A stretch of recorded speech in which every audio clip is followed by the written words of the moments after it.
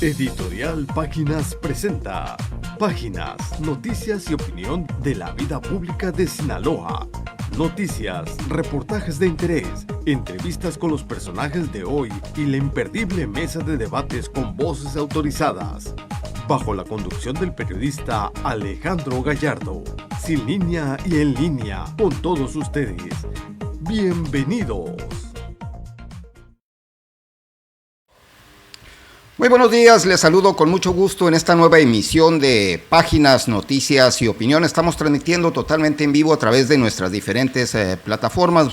Búsquenos en nuestro canal de YouTube como Páginas, Noticias y Opinión, Páginas y Noticias en Facebook y en Televisora Trópico de Sinaloa. Sean todos ustedes bienvenidos. El día de hoy tenemos en entrevista aquí en el estudio al abogado Luis Antonio Aguilar Colado. Muy buenos días, abogado. Muy buenos días, Alejandro, muy buenos días a ti y a todos aquellos que nos hacen el favor de vernos, de escucharnos y de estar atentos a lo que hoy aquí se pronuncie desde los lugares donde se encuentren. Muchas gracias. Es correcto. Ahorita en tiempos de redes sociales, pues nos ven, nos sintonizan en cualquier parte del mundo. Y decía, y a ellos hay que agradecerles. Abogado, pero también conocedor de la vida pública. Básicamente, te invito para analizar algunos temas interesantes de lo que está sucediendo en el país y pues tener diferentes puntos de vista. Luis Antonio, en el país se han dado una serie de sucesos, la movilización de jóvenes de la llamada Generación Z el pasado 15 de noviembre, también el día de ayer pues la toma de casetas y de zonas aduanales en diferentes puntos del país por parte de productores agrícolas y transportistas. Están sucediendo algunas cosas importantes en el país que pues vienen a constituirse como un reto para el gobierno de Morena a nivel nacional.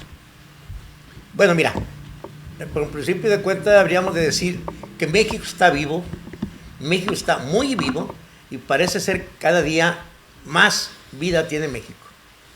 Y en ese contexto, pues se dan una serie de situaciones que luego es muy común que tú te quieras referir al pasado, pero el pasado ya se fue y hay que ver la realidad del momento. Y sí, pero también no puedes estar viviendo el momento si no conoces y recuerdas el pasado. Tener el contexto claro, ¿no? Para poder meternos en el contexto actual.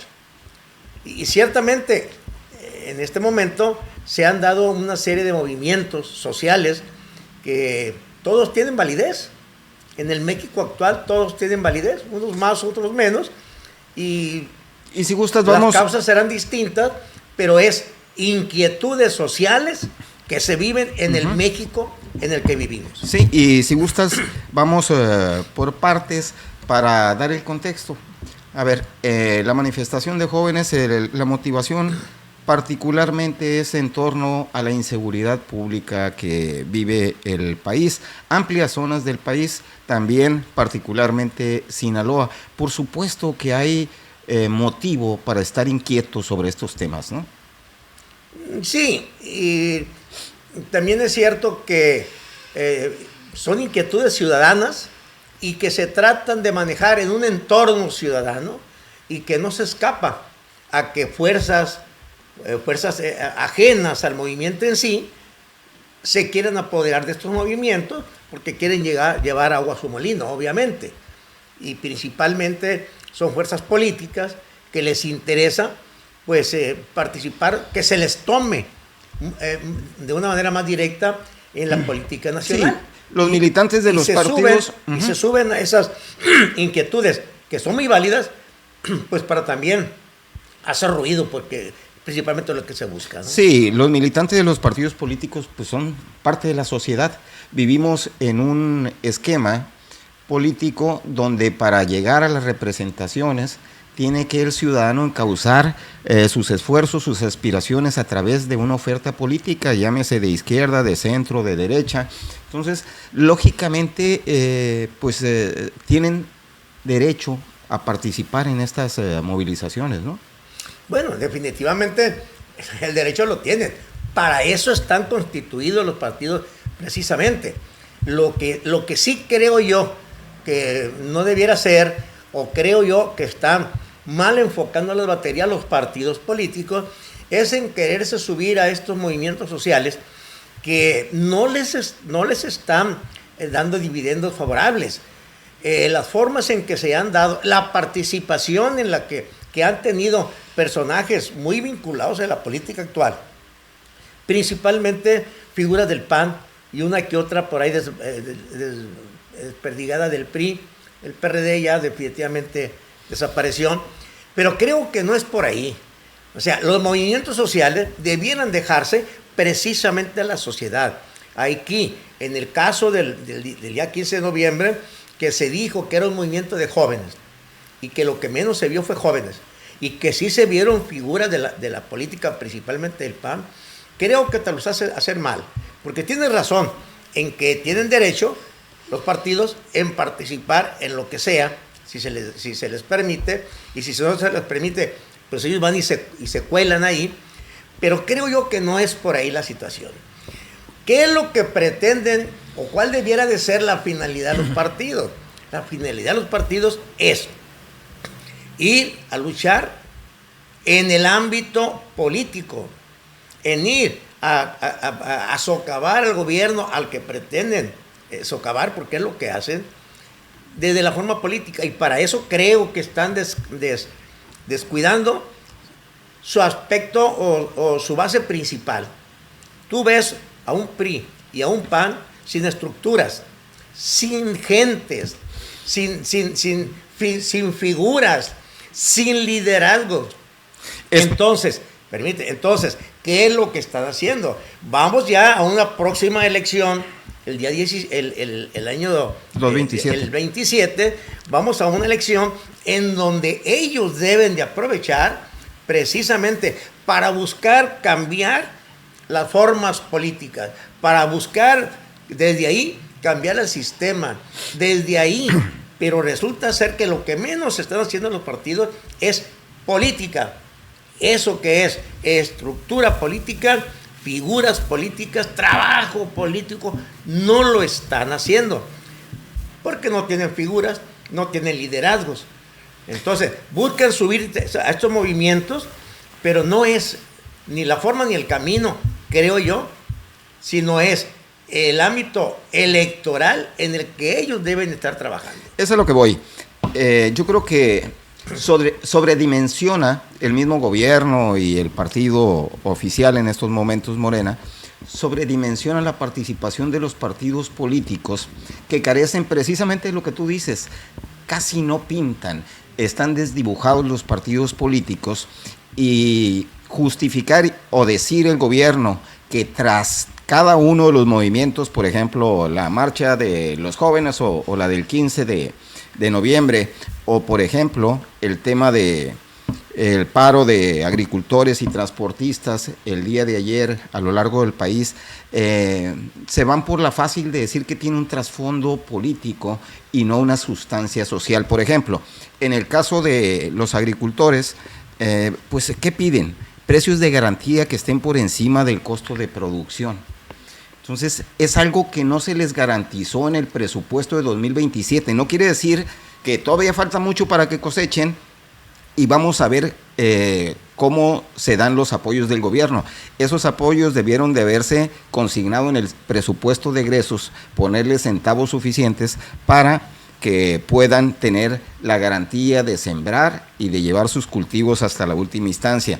En el tema de los transportistas, ¿qué piden? Pues seguridad en carreteras, el precio de los combustibles sumamente altos, las extorsiones en carreteras, los accidentes producto del mal estado de las carreteras. Entonces, ese tipo de escenarios son los que han llevado a estas movilizaciones que pues tienen bastante sustento social, sin embargo se quieren camuflajear con la situación de que hay un trasfondo político, por ejemplo, y vamos ahorita a ver un insert de lo que dice sobre este tema la secretaria de Gobernación, Rosa Isela Rodríguez, quien pues comentó que tras esto pues hay mucha motivación política, incluso cita pues a los partidos políticos, incluso a un partido que ya no existe. Aparte de ser líderes del campo, pertenecen al PRI y pertenecen al PAN y pertenecen al PRD.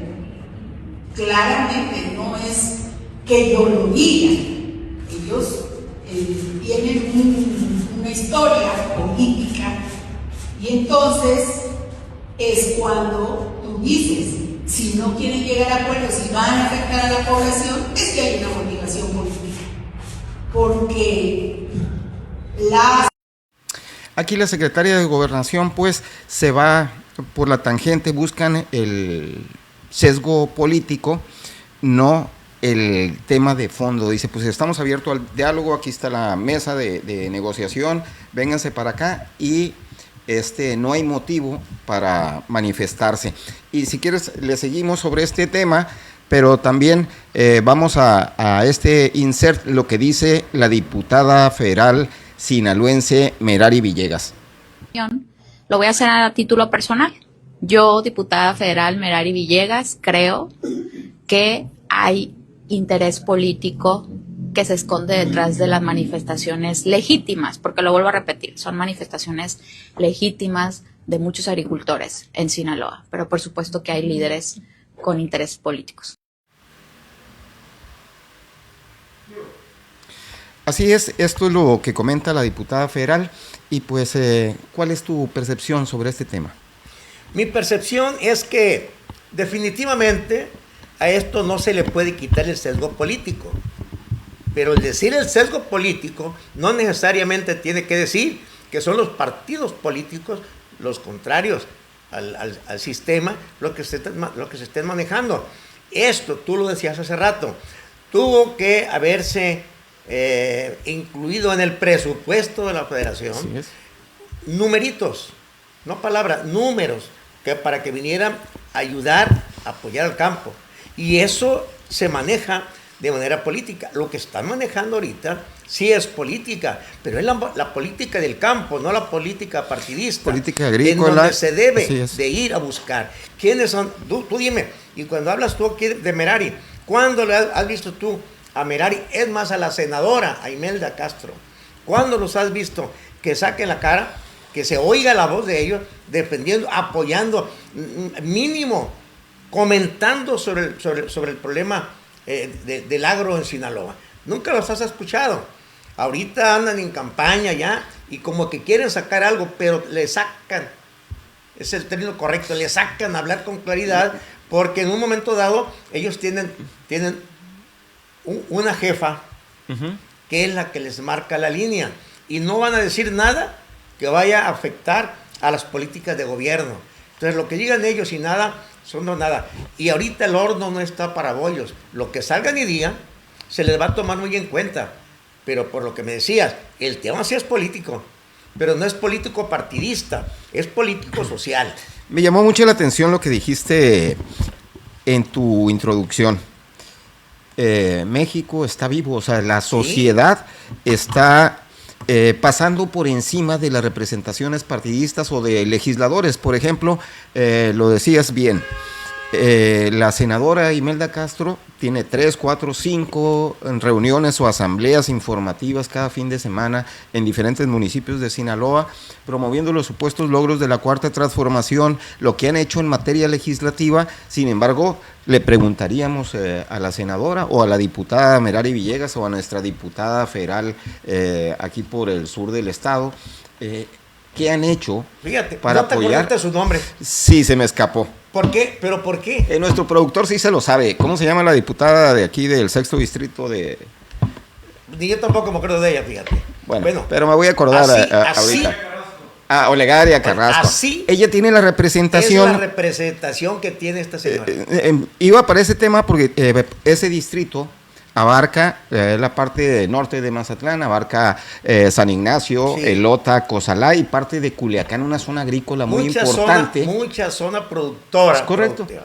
Entonces, pero dices, ¿cuántos centavos le pusieron para apoyar al campo? Pues, entonces, ¿cuándo hablaron siquiera tema. buscando un apoyo? O sea, ¿cuándo has sabido que se reúnan con el sector agropecuario para cualquier petición, ojalá, cualquier postura ante el Congreso? Ojalá podamos bajar ahorita el insert, porque estamos hablando del tema de qué han hecho los diputados y qué políticas públicas se han hecho en beneficio de los sectores productivos. También tenemos el caso de la pesca. Hace un par de días escribí una columna refiriéndome a la secretaria de Pesca del Estado, Flor Emilia Guerra, donde va a una entrevista de radio que se transmiten también a través de redes sociales, y creyendo que está fuera del aire, pues está haciendo algunas expresiones poco afortunadas hacia el sector social de la pesca, diciendo que pues están acostumbrados a estirar la mano y que estaban acostumbrados y al tema de buscar apoyos o recursos económicos. ¿Qué es lo que ha hecho ella como cabeza de ese sector? Eso es a lo que me refería. 7,000 y fracción de pesos al año por cada productor, y el programa de motores marinos. Es todo lo que maneja el Estado en materia de apoyos a la pesca en Sinaloa. Pero ve, la flota pesquera de Mazatlán paralizada, un Alejandro, cementerio flotante. Yo te pregunto primero, cuando esta dama llega a la Secretaría de Pesca, ¿de dónde venía? ¿Qué antecedentes tenía? ¿Qué conocía del sector pesquero que le hiciera merecedora? Estudió comercio en Mazatlán. Bueno, y ella era, por las gracias del morenismo ese... Sí, por supuesto, arrollador, pues, sí, que el que iba de candidato... Y luego, de esa diputación se sale para mandar la pesca. Ajá. Y dejan como a su suplente, que también ni en su cuadra, ni en su calle, ni en su colonia la conocen. Pero así estamos. Entonces, ¿qué tiene que hacer ella en pesca? Nada, porque primeramente no hay nada que hacer. Y lo único es lo que el gobierno les manda para que distribuyan, y ahí se entretienen. No más. Y es la situación. A ver, ¿de qué vive Sinaloa? Pesca, agricultura, turismo. En un tiempo vivió de pesca, ya ahorita ya no. Es muy limitada, la acuacultura ha suplido mucho y son esfuerzos del sector privado más que a ellos. Tampoco se les apoya prácticamente el nada, pero ha sido una actividad muy productiva la acuacultura, ¿no? Entonces, el sector social, incluso privado de la pesca, hablando de la industria del camarón, ha decaído de manera notable. Tenemos una industria tunera muy importante. Te la pondría nada más con un detalle ahí. El sector pesquero fue un sector que bañaba, que protegía, cubría a todo el municipio, a todo el sur, porque la pesca, comercio, los pescadores de servicios, del camarón, era muy abundante. Las granjas, la acuacultura es de un dueño o de una familia y tiene unos cuantos empleados, es todo. Así es. La pesca de alta mar es la que verdaderamente significaba algo aquí en Mazatlán. Aquí en Mazatlán, por ejemplo, había un sector pesquero en donde estaba la Cámara Nacional Pesquera y luego una agrupación de armadores, en fin, porque había una derrama muy grande. Ahorita esa pesca se acabó. ¿Cuántos barcos camarones crees que hayan salido esta temporada? Ni la mitad.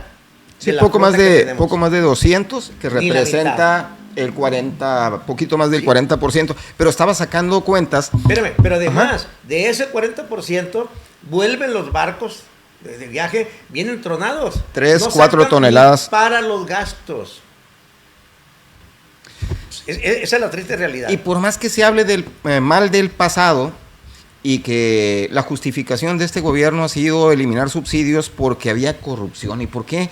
Si dices que los que llegan ya no son corruptos, ¿por qué no los dejas bien manejados? En ese sentido, por ejemplo, había el subsidio para el diésel y la gasolina marina, que es el insumo más caro para la flota pesquera de alta mar y ribereña. Pero estaba sacando cuentas aquí, por ejemplo, lo que significaba que salieran 500 barcos, nada más. Arriba de las embarcaciones, 3,500 pescadores. 3,500. O sea, saliendo 500 barcos por un promedio 7, 8 pescadores por embarcación, más todo lo que generas en tema de plantas congeladoras, los que trabajan en los muelles, la actividad que generabas, por ejemplo, lo que tú dices. Las mujeres que trabajan en las plantas. Es correcto, no, pero las refaccionarias, los que surtían todos los víveres, los comercios. Sí, había vida en el mar, que se acabó. Sí, claro. Pero te digo una cosa también, o sea, es que aquí es echando la culpa los unos a los otros y nadie acepta una responsabilidad. Porque si bien es cierto, la pesca está haciendo. Primera, la producción en alta mar ha bajado de una manera muy notoria. Pero cuando habían muchos apoyos, Alejandro, ¿qué pasaba? El gobierno, la federación, a los armadores les aportaba y mucho dinero, muchos millones de pesos. Y les aportaba para el diésel, y les aportaba para gasolina, para avituallamiento y para todo eso. Además, hay algunos productores hasta dinero para la producción le daban a los dueños, a los patrones, para que repartieran entre la tripulación. Nada de eso hicieron, En su momento, los dueños del dinero de la pesca no hicieron nada, no apoyaron a la gente que trabajaba con ellos. Ellos mismos mataron a la gallina de los huevos de oro. Es correcto. El tema de la corrupción, los desvíos en el pasado, por supuesto que tenían que eliminarse, más no la nobleza de los programas que fueran dirigidos directamente al dueño de la embarcación, a la tripulación de las embarcaciones, a los trabajadores de las plantas congeladoras, y hoy se reduce de un presupuesto que llegó a tener con la pesca superior a los 3,000 millones de pesos, ahorita no llega a 500 millones de pesos, que es el gasto en burocracia, en lo que te comentaba de eso, de los motores marinos. Inspección y vigilancia se acabó. Antes había un programa de inspección y vigilancia precisamente para combatir la pesca ilegal del camarón. Y hacer los sondeos. Y que y las mediciones de biomasa para saber más o menos el ciclo de reproducción de las diferentes especies y saber cuándo levantas la veda. Hoy levantan la veda cuando sienten la presión nada más y pues... Ya ni presión hay, hombre. Esta vez... Es correcto, ya nadie dice, nadie está burocrático apurado por decir queremos salir. Pues vamos a salir cuando podamos y si podemos, ¿no? Entonces, y la mayoría no puede. Lamentablemente. Ni los grandes armadores pudieron salir ahora. Y vemos en esteros, bahías, sistemas lagunarios que se autovedan porque dicen, bueno, pues estamos saliendo y no sacamos ni para hacer un ceviche. Alejandro, lo voy a decir. Con todo adelante. Lo que implique. La otra es, en los esteros entró la mano negra.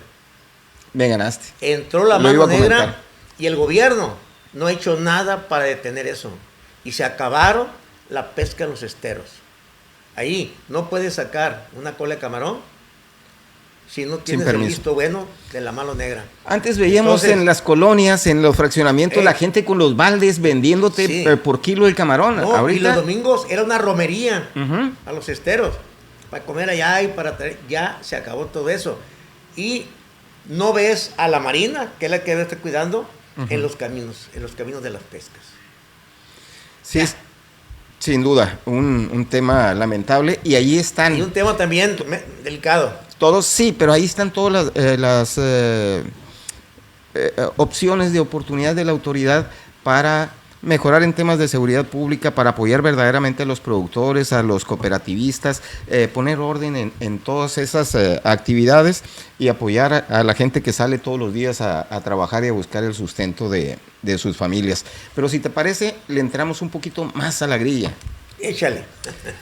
Y sobre todo porque tú conoces parte de esa historia, porque estuviste, ¿sigues siendo militante de Morena? Pregúntate. Mira, yo me considero militante Morena, pero soy un rechazado por los que ahorita tienen el control de Morena. Dígase aquí la presidenta municipal, dígase aquí Manuel Guerrero, el diputado. Sí, el Meni. Que son, porque ellos son los que ejecutan las órdenes del dueño de Morena en Sinaloa, que se llama Rubén Rocha Moya. Precisamente eso voy. Ahí es donde yo no quepo. Tú estuviste en la primera administración del químico Luis Guillermo Benítez Torres como funcionario. Conocemos que la relación terminó bastante fracturada, pero es parte de esta historia que traemos. El químico Benítez fue presidente municipal en un periodo, quiso ser candidato a gobernador en el siguiente, contendía en la interna contra el hoy gobernador Rubén Rocha Moya.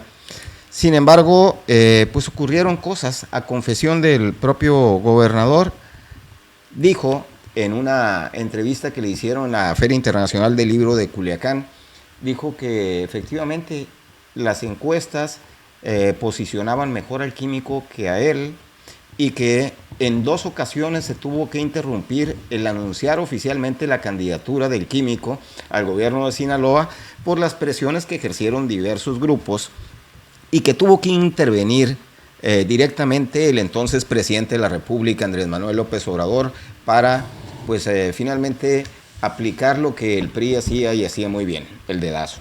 Entonces, esto lo dijo, sin duda, la declaración del gobernador tuvo una repercusión nacional. ¿Por qué? Porque echas por los suelos esa teoría de que las candidaturas de Morena son producto de lo que dice la gente, de la democracia interna, de escuchar el sentir de los ciudadanos, y pues... la tómbola y las encuestas quedaron por los suelos, se cayeron. Sí, de repente por ahí sale algún espontáneo que sí fue producto de la tómbola, pero los demás pues ya vienen totalmente arreglados. Entonces hizo mucho escándalo este tema, amigo. Bueno, te digo, mira, cuando se viene la sucesión a la gobernatura, en mi concepto muy particular, yo considero que el candidato natural, lógico de Morena era el Químico Benítez. Primero, y el licenciado David Liberado y yo, mi compañero de despacho, siempre sostuvimos y lo dijimos en todas partes, que Rocha Moya era un candidato priista. Rocha Moya venía de la política del PRI. Él había sido en 2 o 3 ocasiones jefe de asesores de gobernadores del PRI. ¿Qué se maneja desde ahí? Pues la política del PRI, natural, lógica, decidida por los gobernadores, pues el asesor principal era Rocha Moya. En consecuencia, sus líneas, y lo sigue demostrando, es la línea priista. Pero además, el Químico Benítez venía de haber formado Morena en el Estado. Las estructuras en cada municipio del Estado estaban encabezadas o dirigidas por gentes que él había formado en cada municipio para la formación de Morena. De ahí vienen gentes, por ejemplo, como Legaria, como Merari. O sea, toda esa camada que todavía andan por ahí era la estructura del Químico. Lo que pasa es que el Químico se empezó a llenar de malas mañas, empezó a robar por todas partes, a destrozar lo que tuvo a su paso, y cuando ya llegó al momento ya llegó un tanto devaluado. Pero aún así, en esas circunstancias, el candidato lógico era el Químico Benítez. Y la confirmación la dio el mismo Rocha Moya esta última ocasión, en que salió a decir que el que encabezaba las encuestas era precisamente el Químico Benítez. Pero vuelvo, los desvíos que ya tenía muy marcados el Químico y que ya eran a nivel nacional, lo devaluaron y no le permitió sostener ese ritmo que llevaba para la candidatura. Así es, y vamos a checar un insert precisamente. Ayer en su conferencia semanera el gobernador cambió la versión. Dijo: yo no dije lo que dijeron que dije. Es correcto. Entonces vamos a ver lo que comentó el día de ayer el gobernador.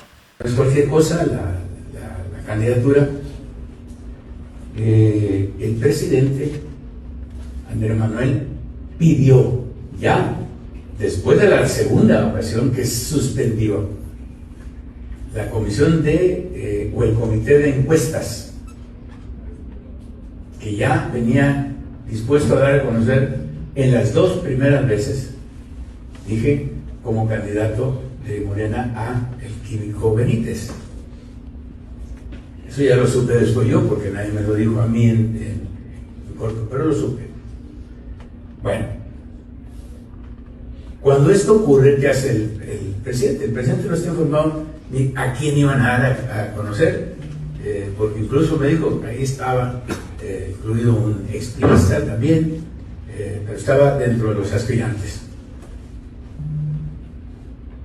¿Qué ocurrió? A ver, ya se han tenido que suspender 2 veces por inconformidad interna de los actores que estaban llevando a cabo lo de la encuesta, comité de encuestas.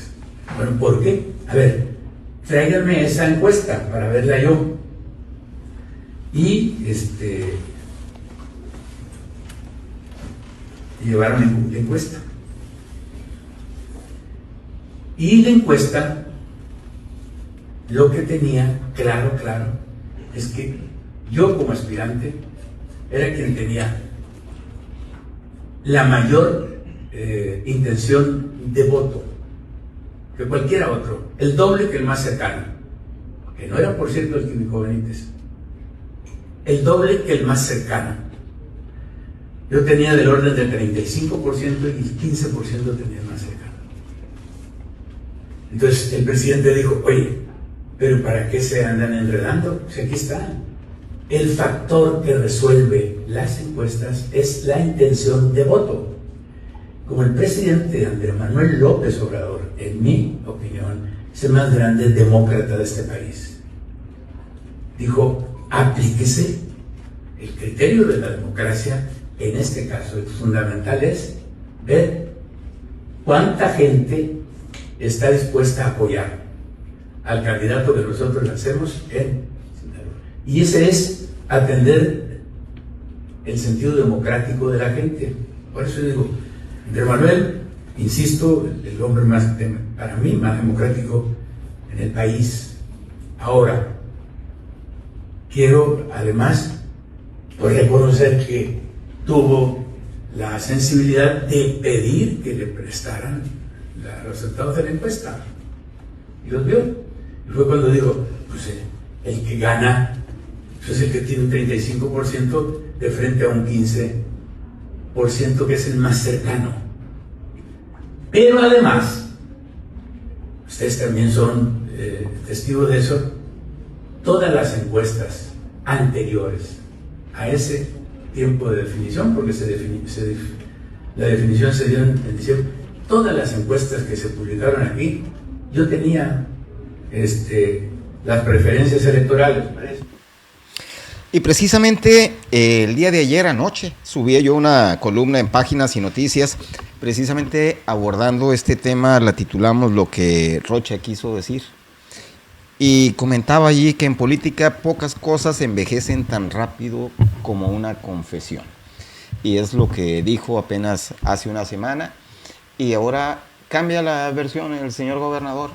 Una versión que, por cierto, había compartido en múltiples ocasiones el diputado federal fallecido Héctor Melesio Cuen, quien era pues el dueño del partido sinaloense y quien puso como una condición a Morena para ir en alianza con Morena en ese proceso del 21, el candidato debía ser Rocha y no el Químico Benítez, y lo declaró en varias ocasiones y pocos le dimos credibilidad por el choque político que tenía Cuen con el gobernador. Pocos dimos suficiente difusión a esa versión de que el candidato que iba a ser anunciado en ese par de ocasiones era el Químico Benítez.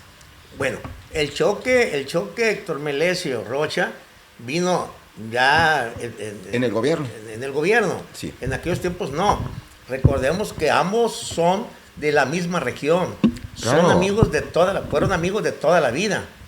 Y que las desavenencias vinieron ya estando en el gobierno, y sobre todo porque se hizo mucha mención de que en campaña Héctor Melesio dijo que iban a cogobernar. Entonces Rocha dejó correr, dejó llegar, pero en el entendido de que él no iba a permitir que le quitaran fuerza a su gobierno, ¿sí? Entonces ahí fue donde empezó el rompimiento ya entre Rocha y... Pero la alianza entre Rocha y Héctor Melesio venía desde antes. Incluso en la sombra que existe por ahí, había una sombra que a los dos los protegía. Y eso también es muy sabido.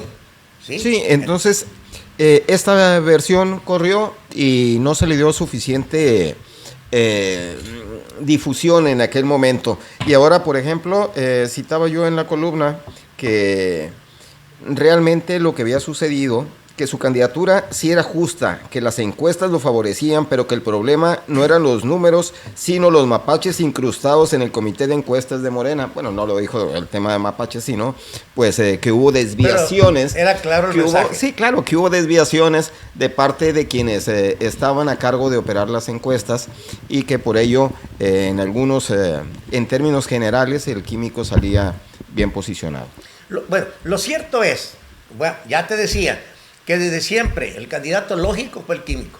La estructura a nivel Estado era la estructura del químico. Y si ya a la hora de las encuestas, que yo las pongo entrecomilladas, pues se tenían que ir para donde el que mandaba decidiera. Y ahí, si bien es cierto, pudo haber estado un tanto cerrada la competencia, que incluso Rocha dijo que por mucho lo llevaba. Que por mucho lo llevaba, que no habló de que fuera una sí, de photo finish, ¿no? No, que era mucha ventaja la que llevaba. Entonces, ante eso, definitivamente estamos ante un hecho, ahora lo podemos decir, porque se corrobora por sí mismo, que al interior de Morena, lo de las encuestas y lo de la tómbola nunca han sido reales. Y de esto yo te puedo decir que sé y me consta, así dicen los abogados. En la primera entrega sobre la primera versión del gobernador en torno a esto, también yo comentaba en la columna que esa confesión del gobernador daba pie a saber lo que sucederá en el 227. Las candidaturas pues tendrán un gran elector, tendrán que camuflajearla con ese recurso de las encuestas o a lo mejor inventan otro instrumento debido al desgaste que tuvieron en este episodio de descalificarlas, pero el gran elector seguirá siendo la presidenta de la República, el amigo que vive en la chingada, básicamente, y los grupos de poder que están en Morena, los diferentes estados, pero básicamente ahí se resolverán las candidaturas a los gobiernos de los estados y pues preguntarte cómo ves el escenario de cara al 27. Mira, pues como tú lo dices, ya las encuestas y lo de la tómbola están desgastados. Sin embargo, la línea va a ser la de la tómbola, porque hasta ahorita Morena no ha sacado otra forma de poder sacar sus candidaturas, porque son sus candidaturas, no lo que el pueblo, no lo que el morenismo en sí quiere. Y lo vivimos aquí en Sinaloa. Yo pregunto, y lo he preguntado tantas veces y nadie me ha sabido dar alguna respuesta válida. En Sinaloa, desde nivel regidurías, diputaciones locales, presidencias municipales, federales, ¿quién las puso de todas? No hubo más que una voz que tronó ahí, que fue la de Rocha Moya. Él impuso en candidaturas locales. Diputados federales venían del centro. Pues vamos a quitar los federales. Pero estamos viendo que, por ejemplo, en el caso de Merari, en el caso de esta señora Corrales, la señora Corrales, desde que Morena es Morena, 4 veces ha sido candidata al Distrito 1 federal. Corrales, sí, son 4. ¿Quién es? Olegaria. Olegaria Carrasco. Olegaria, ¿cómo dije? Corrales. Carrasco, perdón, me equivoqué. Olegaria Carrasco 4 veces ha sido candidata. La primera ocasión fue cuando no dieron los votos, porque todavía Andrés Manuel no había llegado a Campana. Perdona. Antes del 18, pues. Ella, y ¿cómo se llamó el diputado? El diputado que también fue el primer diputado federal de Morena. Maximiliano Ruiz. Max Ruiz. Ellos dos fueron candidatos y no ganaron. A la siguiente, ya fue la primera que llegó Legaria y llegó Max. Y luego ya no la han bajado. A Merari tampoco la han bajado. ¿Sí? Y le han hecho la lucha. Bueno, pero te digo, la línea de ella siempre ha sido esa, ¿no? Pero de ahí en fuera, hasta las regidurías. Oye, ¿cómo coincide como Moreno que el presidente del PRI renuncia al PRI y se va a regidor de Morena? Digo, por poner un ejemplo nada más. Es el alfil de Fernando Pucheta, Sí, bueno, que vamos a poner el alfil. hizo alianza con Morena. Pero bueno, te digo, así como él, las regidurías que llegaron por Mazatlán, ninguna responde al morenismo, ninguna. Incluso hay uno de Chilango, ¿no? Hay un chilango que ahí lo trajeron, pero bueno, hicieron lo que quisieron ahí, porque aquí, eso que digan, que las bases y que las encuestas, no es cierto. Lo viví en carne propia y lo combatí, y por haberlo combatido de manera formal y legal, pues yo llego a la presidencia y nadie me quiere hablar porque tienen miedo que los vean, que me platicaron conmigo. Nos pasa lo mismo, no te preocupes. Pero, sin embargo, hay un desgaste lógico de Morena a nivel nacional, del gobernador a nivel estatal. Sin embargo, ¿ves tú riesgos para Morena en Sinaloa, la elección a gobernador y a los diferentes cargos en el 27? Mucho riesgo. Mira, a la gobernatura, primero, Culiacán, siento que Morena lo tiene perdido a un gran extremo. ¿Cuál sería la única posibilidad que tiene Morena de ganar allá? Bueno, que haya un candidato impulsado por otro partido, que sea una figura ciudadana, o una figura que de repente por ahí anda y no se le ha valorado, pero que tenga el suficiente peso, porque Culiacán, para mí, Morena lo tiene perdido. Aquí en Mazatlán, yo te dijera, estamos, si no en riesgo de perder, de que ya se perdió, sí, muy cercano, porque también hay una inconformidad, hay una... tú párate en cualquier parte, comenta el tema de la administración municipal y no te encuentras... ¿qué es lo que le favorece ahorita a Morena? Le favorecen dos cosas. Que la oposición no pinta, Bueno, que no hay figuras. los programas sociales y la figura de la presidenta. No, la otra ya es... por eso te decía, que aquí no va a ser cuestión de los partidos, va a ser que alguien de la sociedad... Sí, que echen mano de una candidatura que pueda ciudadana salir importante. atractivo, lo que pasó la otra ocasión. Que si no meten también musaraña, la candidatura a la presidencia no estaba para ganarse de esa manera. Mira, mi opinión, y es un poco encontrado lo que dices, a pesar de todo, a pesar de la inseguridad, a pesar del desgaste, a pesar de los errores que se han cometido, precisamente por el tema de programas sociales, porque no hay una oferta política todavía de la oposición que le diga a los ciudadanos que aquí traemos una oferta mejor a lo que hay actualmente. Tienes razón. Yo veo que Morena repetirá en la gubernatura de Sinaloa si no sucede algo extraordinario. Sí. Y que va a empezar apenas, va a empezar a haber verdaderamente competencia en los municipios, en los distritos, hasta pues llegar al punto en que el ser candidato de Morena no es garantía de triunfo, como lo ha sido del 2018 a la fecha. Tienes razón en lo que dices, pero yo te pongo 2 puntos. Uno, y ya te lo mencioné ahorita, el desgaste que tiene, no Morena en sí como tal, el gobierno en sí, Rocha Moya, la situación en que tiene Sinaloa, Culiacán en particular lo tienen perdido.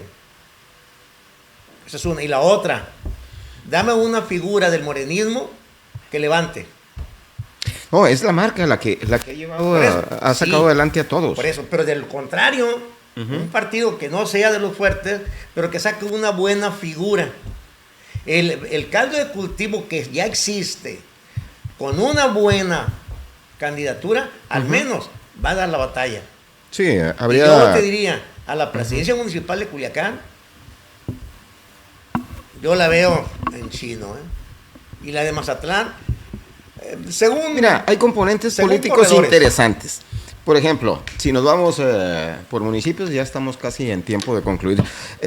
Si nos vamos por municipios, el tema Ahome, donde sacan de la jugada a Gerardo Octavio Vargas Landeros, presidente municipal, destituido, desaforado, llevado a un proceso penal.